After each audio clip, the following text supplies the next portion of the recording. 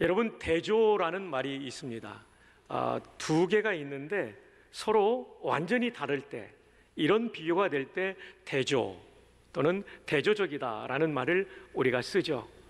성경 안에 보면 매우 대조가 되는 인물들이 있습니다. 그리고 그들의 삶은 매우 대조적으로 완전히 좀 다른 인생을 살았던 분들이 보이죠. 창세기 4장에 나오는 두 형제, 똑같은 부모의 슬하에서 태어났지만 너무나도 다른 신앙과 인생길을 걸어갔던 한 형제를 여러분이 기억할 것입니다. 가인과 아벨이라는 형제입니다. 이들의 삶의 대조점은 예배였습니다. 많은 부분이 달랐겠지만 예배가 달랐습니다. 한 사람의 예배는 하나님이 기뻐 받으시는 연락되는 예배였고, 다른 한 사람의 예배는 하나님이 받지 않으시는 거부되는 예배였습니다. 성경에 보면 하나님께서 가인과 그 예물은 받지 않으셨지만 아벨과 그 예물은 받으셨다. 예물에 앞서 사람이 나오는 것을 볼 때 예배에 있어서 사람이 얼마나 중요한지 이것을 우리가 알 수 있는 것이죠. 자, 그렇다면 하나님이 기뻐 받으시는 연락되는 예배와 거부되는 예배, 이 차이점은 무엇일까요? 레위기에 보면 예배에 대한 구약적 표현이 나오는데 제사죠. 그 제사 중에 가장 대표적인 게 번제라고 하는 제사입니다. 1장 3절을 함께 보십시다. 어떻게 차이가 나는지. 그 예물이 소의 번제이면 흠없는 수컷으로 회막문에서, 첫 번째로는 하나님이 받으시는 예배는 여호와 앞에서 드리는 예배입니다. 똑같은 장소에서 예배를 드려도 사람 앞에서 드리는 예배가 있고 하나님 앞에서 드리는 예배가 있습니다.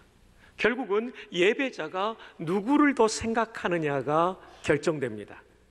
하나님을 생각하며 예배드리면 그것은 하나님 앞에서 드리는 예배고, 사람을 생각하고 사람만 바라보고 있다면 그것은 사람 앞에서 드리는 예배입니다.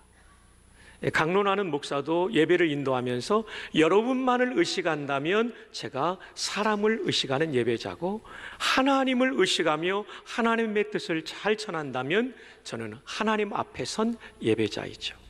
찬양대도 마찬가지입니다. 사람만을 의식한다면 사람 앞에서 드리는 예배고, 하나님께 영광을 돌리는 찬양을 드리면서 또 하나님이 주시는 은혜가 회중 가운데 있기를 바라면서 찬양한다면 그것은 하나님 앞에 드리는 예배죠. 여러분도 마찬가지입니다. 목사의 얼굴만 보고 찬양대원만 보고 기도하시는 장로님의 목소리만 생각한다면 여러분은 사람 앞에 선 예배자고, 그러나 목사를 통하여 주시는 하나님의 말씀을 사모하면서 찬양대가 찬양을 할 때 나도 한 마음으로 찬양하면서 하나님을 높여드리며 앉아있다면, 장로님께서 기도하실 때에도 나도 저 장로님과 함께 한 마음으로 기도합니다 라고 하면서 기도에 동참한다면 여러분은 하나님 앞에 선 예배자입니다. 우리 모두가 하나님 앞에 선 예배자가 되기를 바랍니다. 그것이 진짜 예배니까요. 그렇죠? 여러분, 성경의 일처럼 대조적인 인생들이 많이 있습니다. 근데 오늘은 한 아버지와 아들의 대조적인 모습을 살펴보려고 합니다. 자, 누구일까요? 사무엘상 20장 30절. 사울이 요나단에게 화를 내며, 사울의 아버지예요. 요나단의 아들이에요. 사울은 왕이었고 요나단은 왕자였어요. 근데 이 두 사람의 삶의 태도가, 그리고 신앙의 태도가 아주 대조적이었어요. 그에게 이르되 폐영 무도한 계집의 소생아, 자기 부인을 이렇게 왕비를 아주 비난하면서 이 아들을 책망하고 있죠. 요나단을. 네가 이새의 아들을 택한 것이, 이새의 아들은 다윗을 말하죠. 요나단이 다윗을 아주 보호하니까 이렇게 말해요. 네 수치와 내 어미의 벌거벗은 수치됨을 내가 어찌 알지 못하랴. 내가 안다는 거예요. 이새 아들이 땅에 사는 동안은 다윗이 살아있다면 너와 내 나라가 든든히 서지 못하리라. 너 왕이 될 수 없어, 이 얘기하는 거예요. 또 왕이 되어도 흔들릴 거야. 그런즉 이제 사람을 보내어 그를 내게로 끌어오라. 그는 죽어야 할 자인이라 한지라. 다윗을 죽이려는 사람이에요. 사울 왕. 요나단의 아버지는요. 왜냐하면 다윗을 죽여야 너 왕이 될 수 있다. 근데 여러분, 사울의 이 말은 옳습니까? 틀립니까? 틀립니다. 왜냐하면 이미 하나님께서 사울 왕가를 사울로 끝내버리겠다고 말씀하셨기 때문에, 이건 발버둥 친다고 될 수 있는 게 아니기 때문에 하나님의 말씀을 따라야 되는데, 사울이 아직도 왕권에 대한 욕심을 버리지 못하고 그는 다윗을 지금 죽이려고 하고 있다는 거죠. 이에 대한 요나단의 대답을 들어볼까요? 사무엘상 20장 32절에 요나단이 그의 아버지 사울에게 대답하여 이르되 그가 죽을 일이 무엇이니까 무엇을 행하였나니까. 아버지는 죽이려고 하고 아들은 살려야 된다고 말합니다. 왜 죽이려고 하냐면 왕권을 계속 유지하기 위해서. 왜 죽이면 안 된다고 생각하냐면 아들은 하나님이 내가 아니라 다윗을 왕으로 세울 것을 알고 있었죠. 이것이 조금 있다 성경에 나옵니다. 하나님의 뜻을 좇는 아들과 욕심을 좇고 있는 아버지, 아주 대조적인 장면이 여기에 나타나고 있습니다. 한 사람은 욕심을 따라갔고 다른 한 사람은 하나님의 뜻을 따라가는 이 대조적인 모습이 오늘 성경에 우리가 관심을 가져야 될 인물입니다. 안타깝게도 사실 사울의 이런 행태는 이것이 처음이 아니었어요. 그 전으로 쭉 올라가면 그는 왕이 될 때부터 하나님의 뜻보다는, 하나님의 방식보다는, 하나님의 법보다는 내 마음이 우선이었던 사람이었죠. 여러분, 사무엘상 13장에 사울이 왕이 돼요. 왕이 되고 블레셋과의 전투가 벌어졌어요. 그리고 사무엘 선지자이면서 제사장이고 그리고 사사인 그 사무엘이 오기를 기다리는데 더디 오니까 그냥 자기가 제사를 집전해 버려요. 이게 뭡니까? 기다리지 못한 거예요. 이게 뭡니까? 하나님의 법을 지 마음대로 어긴 거예요. 해서는 안 될 월권을 저질러 버린 거예요. 그러니까 사울은 여전히 누구 중심이냐면 하나님의 뜻과 하나님의 법, 하나님의 말씀이 중심이 아니라 내가 중심인 거예요. 내 마음대로 하는 거. 이게 사울 왕의 가장 큰 병폐였던 것이죠. 그리고 사무엘상 15장에 보면 이런 일이 또 있죠. 아말렉과의 전투가 벌어졌을 때 하나님은 헤렘 전쟁을 명하십니다. 이 헤렘이라는 얘기는 진멸 전쟁을 말해요. 악한 민족이 있을 때 그들을 심판하시는 하나님의 방법이었는데, 이 아말렉을 진멸하라는 이 하나님의 말씀을 사울이 지키지 않아요. 살진 짐승을 다 남겨둡니다. 보물을 남겨둡니다. 이때 사무엘이 찾아가서 말하죠. 순종이 제사보다 중요합니다. 왕이 하나님의 명령을 버리셨기에 하나님께서도 왕을 버리셨습니다. 이게 사무엘상 15장이 된 거예요. 여러분, 이 맥락이 왜 중요하냐면 지난 시간의 말씀과 연장이 되고 있어요. 여러분, 지난 시간 말씀의 제목을 기억하시는 분 계십니까? 뭐죠? 네, 손을 한번 들어주세요. 우리 박수로 한번 격려해 주시기를 바랍니다.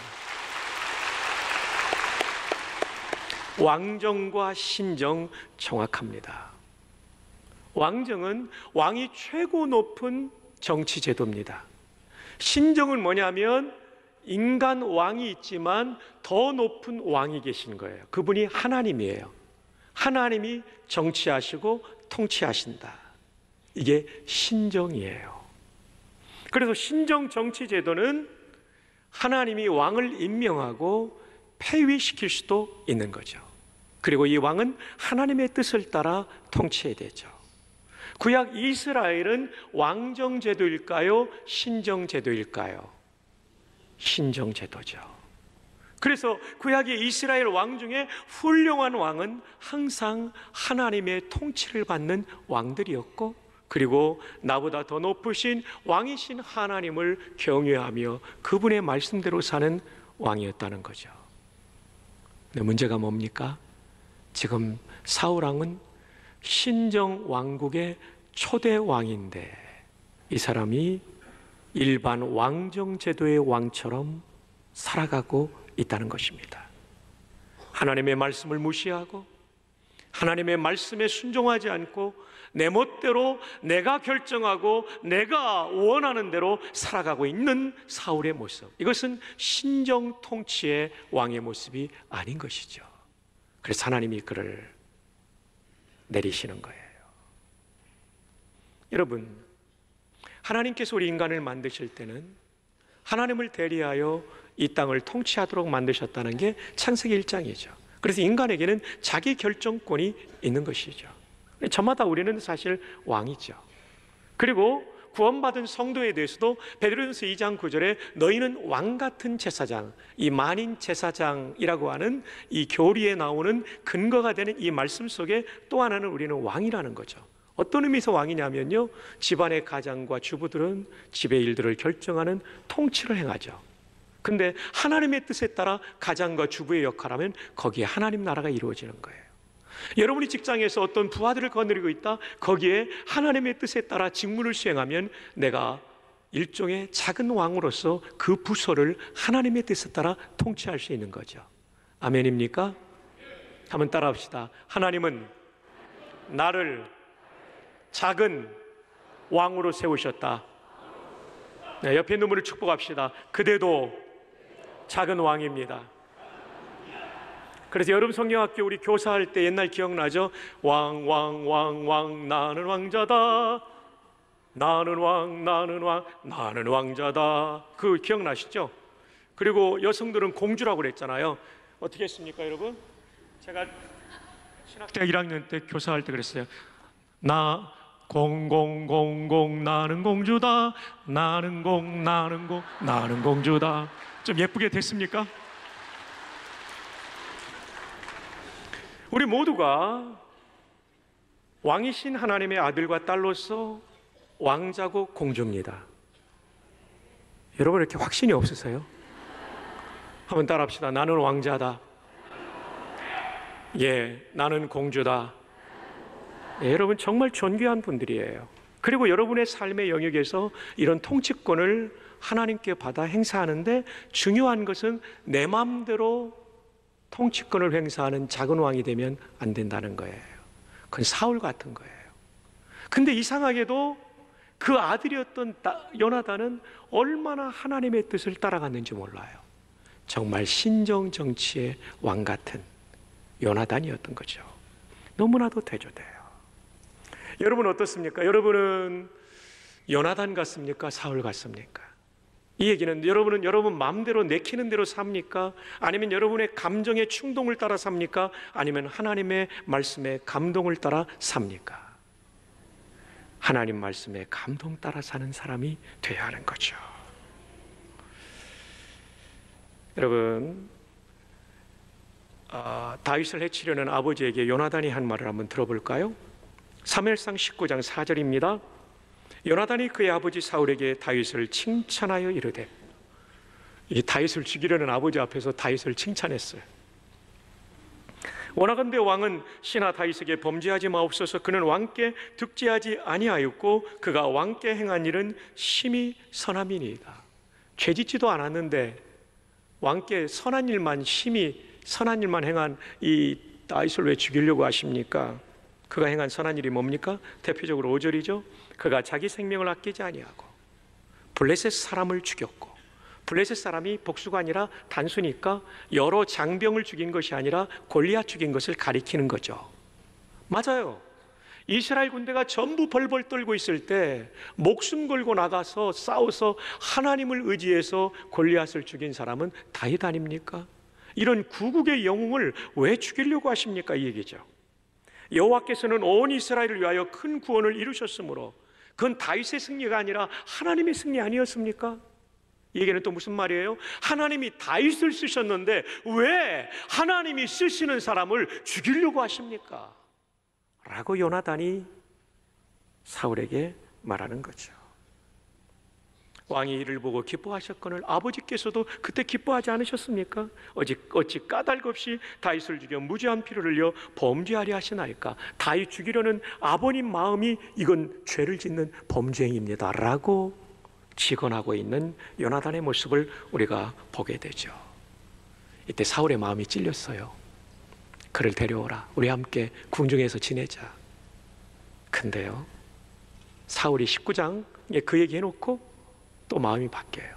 다윗이 나타나니까 창을 던져 죽이려고 하죠. 다윗이 피합니다.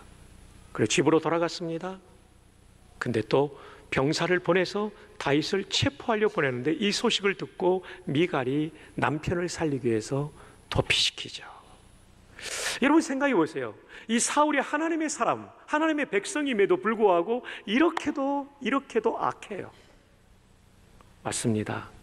성도도 욕심을 따라가면 이렇게 악할 수 있습니다. 목사도 성도도 하나님 말씀 따라가지 않고 자기 감정 따라가고 욕심 따라가면 이렇게 악할 수 있다는 것을 우리는 배워야 합니다. 왕권에 대한 욕심이 사울의 인생을 병들게 했고 사울의 인생을 망가뜨렸습니다. 그래서 야고보 1장 15절에 이런 말씀이 나오죠. 한번 따라해 볼까요? 욕심이 잉태한즉 죄를 낳고 죄가 장성한즉 사망을 낳느니라. 욕심을 십자가에 못 박는 시간이 예배 시간이에요. 저와 여러분의 안에 마음에 있는 욕심을 십자가에 못 박지 않으면 반드시 죄를 짓게 돼 있어요. 이 죄가 누적되면 반드시 사망의 또는 멸망의 자리에 이르게 되는 거예요. 한번 따라해 볼까요? 욕심을 십자가에 못 박자. 전후자의 하이파이브 하면서 격려합시다. 욕심을 십자가에 못 박읍시다. 네. 잠언 1장 19절에 이익을 탐하는 모든 자의 길은 다 이러하여 자기의 생명을 잃게 하느니라. 정당한 이익이 아니라 탐욕으로 부풀려진 이익, 이것은 나를 망하게 하고 죽게 한다는 것입니다. 탐심의 관리, 더 정확하게 말하면 탐심을 십자가에 못 박는 삶, 이것이 얼마나 중요한지 몰라요. 그렇지 않으면 성도라도 멸망의 길을 걸어갈 수 있는 것입니다. 여러분, 제가 여러분 사랑하는 거 아시죠? 제가 여러분 잘 되기를 바라는 거 아시죠? 그러기 때문에 이 말씀을 드려요. 탐심 가지고 탐욕적으로 살면 망한다는 것을 여러분에게 가르쳐 드려야 돼요. 여러분이 귀에 좋은 소리만 들으면 절대 안 돼요.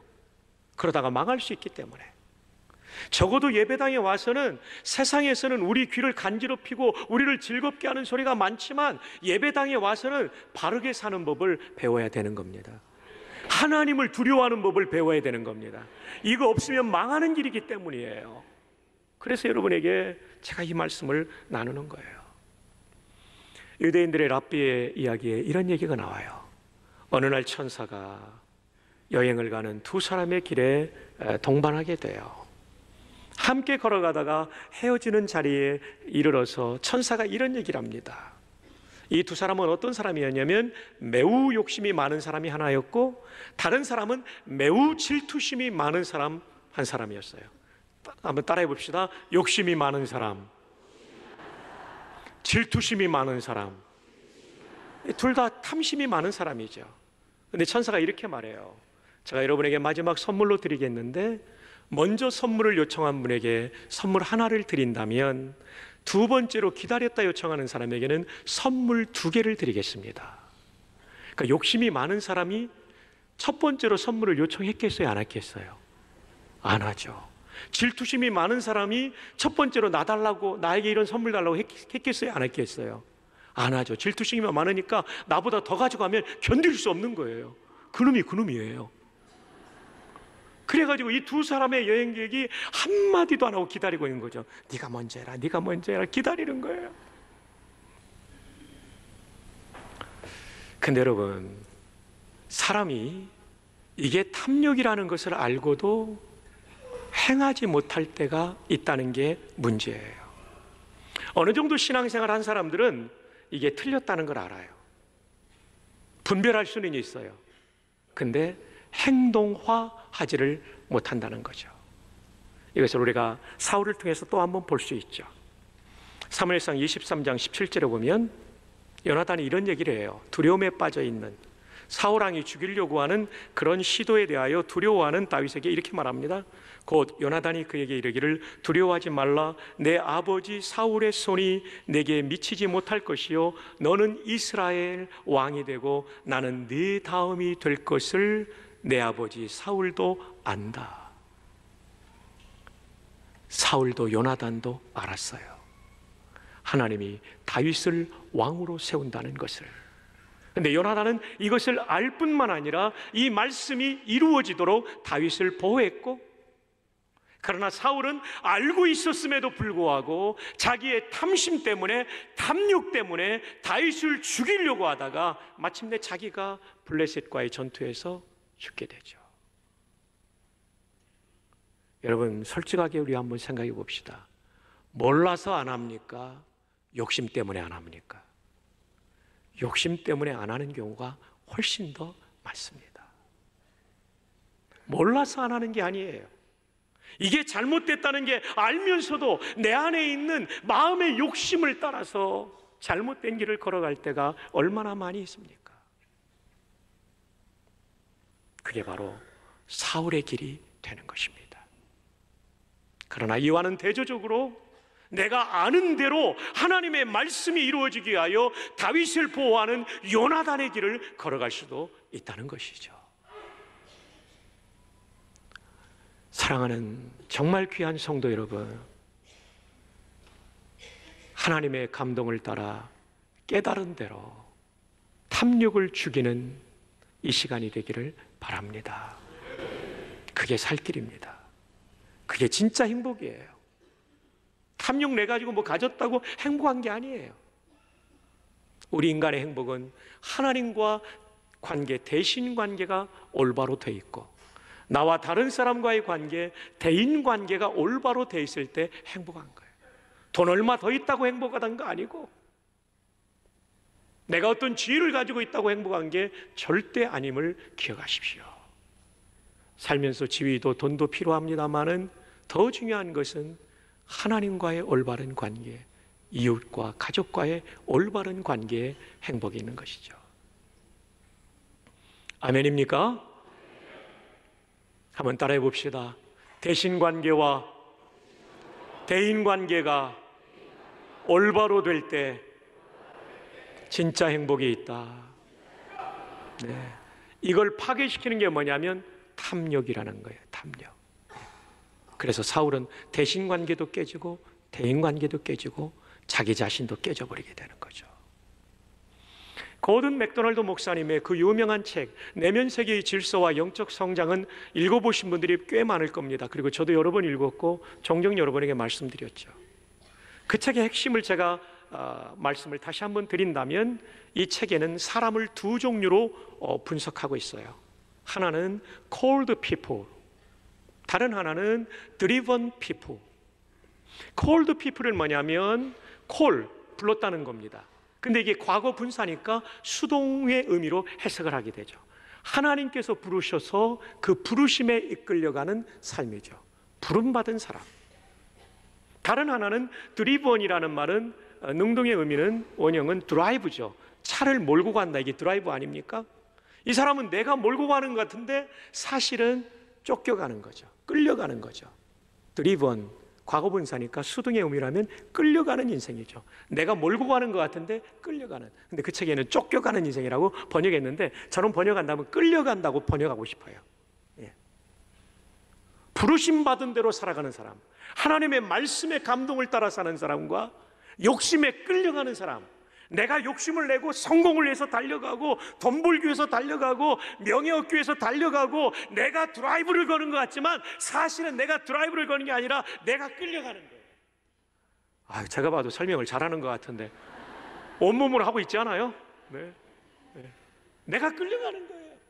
피곤한 거예요. 고든 맥도날드 목사님은 그렇게 말해요. 콜드 피플이나 드리븐 피플이나 세상적으로 성공할 수도 있고 실패할 수도 있다. 콜드 피플이라고 세상에 다 실패하는 거 아니에요. 하나님 말씀대로 살았는데 성공하는 사람이 있어요. 드리븐 피플이라고 다 성공하는 거 아니에요. 자기가 야망을 쫓아갔지만 세상적으로 성공할 수도 있고 실패할 수도 있다. 그래서 이렇게 말합니다. 거든 맥도날드 목사님은 세상적 성공과 실패가 인생의 성공과 실패를 가름짓는 것이 아니다. 인생의 황혼역에 하나님과의 관계가 잘 돼 있고 가족과의 관계가 잘 돼 있는 사람이 진짜 성공한 사람이다. 이거 아멘이 좀 더 커야 됩니다. 한 번 더 할 테니까 아멘 단대 아이소? 죄송, 감사합니다. 인생의 황혼역에 대신관계와 대인관계가 잘 돼 있는 사람이 진짜 성공한 사람이다. 조금 양이 안 차지만 넘어가도록 하겠습니다. 근데 그것은 드리븐 피플에서는 찾아볼 수 없다. 야망을 쫓아간 사람은 절대 그거를 누릴 수 없다. 하나님의 말씀에 이끌림 받은 사람만이 경험할 수 있는 복이다. 결론입니다. 웃잘래요? 어떻게 사실래요? 탐욕을 쫓아가겠습니까? 말씀을 쫓아가겠습니까? 말씀을 우리 모두가 쫓아가서 목사나 강론을 들으신 귀하신 성도님들이나 우리 인생의 마지막에 대신관계와 대인관계에 풍성한 복을 누리는 진짜 성공한 우리 모두가 되기를 주님의 이름으로 축복합니다.